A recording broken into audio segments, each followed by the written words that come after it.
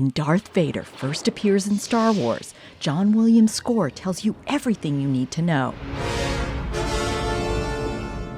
Well, opera's been doing the same thing for centuries.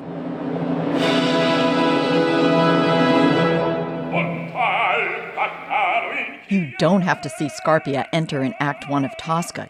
You only have to hear the ominous notes to know he's the Darth Vader of the opera. Yeah, with the cape and the whole thing, yes, exactly.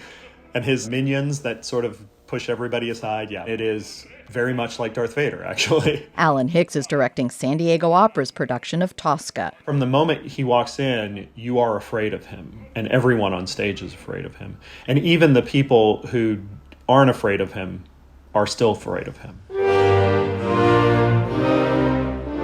You very seldom get an entrance like that. Baritone Greer Grimsley returns to sing the role of the corrupt head of police, Scarpia. And I just make the most of it.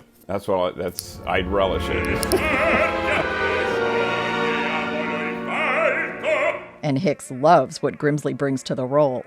He's very statuesque, and so he brings this physical presence to the role, this sort of ominous physical presence. But he also brings this very calculating, some of his looks and some of his pensiveness on stage. You really see into his brain, and you see him calculating his next move. And that, from an acting standpoint, is just gold for Scarpia. He's a character we love to hate. He's a very educated man. You would not expect someone to be as villainous as he is with as much education as he has. He believes he's doing the right thing, which garners him a certain amount of privilege along the way. So the privilege is the parentheses around his permission to clean out the revolutionaries. And so he enjoys what he does, but he doesn't see it as villainous. And I think if you play any villain, bad guy, as someone who is just a bad guy, then you lose a certain amount of interest. But neither Grimsley nor Tosca let us lose interest. The opera serves up melodrama on a compelling, larger-than-life scale.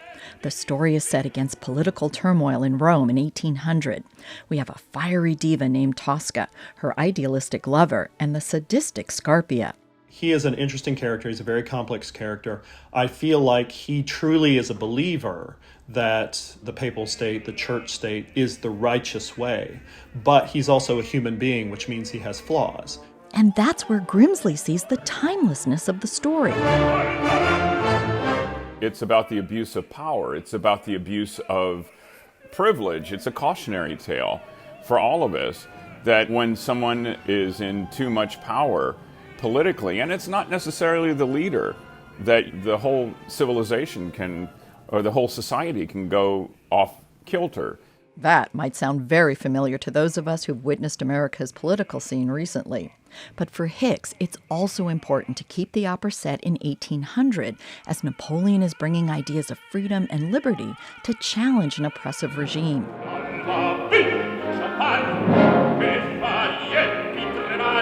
But just because it's set a long time ago doesn't mean it can't resonate for a modern audience. One sovereign power encroaching on another. Religious fervor, corruption in power.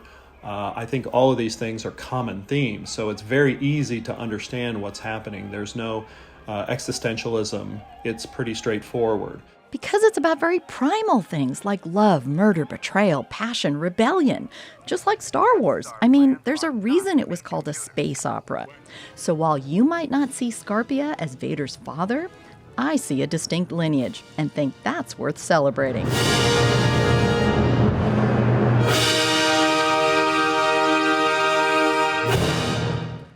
Thanks for watching. I'm Beth Accomando, KPBS Arts and Culture reporter, and I cover everything from opera to film reviews. So check out the playlist and subscribe. And thanks.